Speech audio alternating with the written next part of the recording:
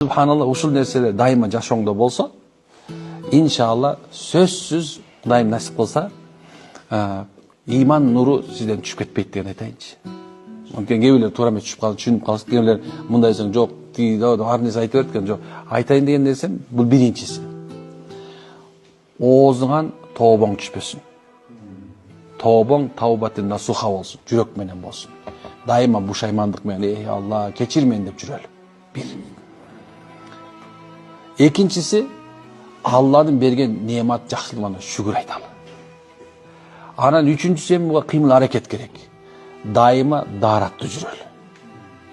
Daarатың бар болсо, daarат үстүнө daarат алалы, машалла. Нур үстүнө нур болот. Түшүнүктүбү?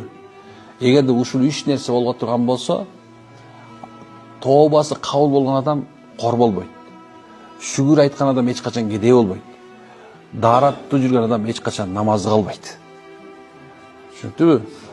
Бардык нерсенин башында тепкич болот үйгө кириш үчүн. Бу диндин тепкичи ушул үчөө.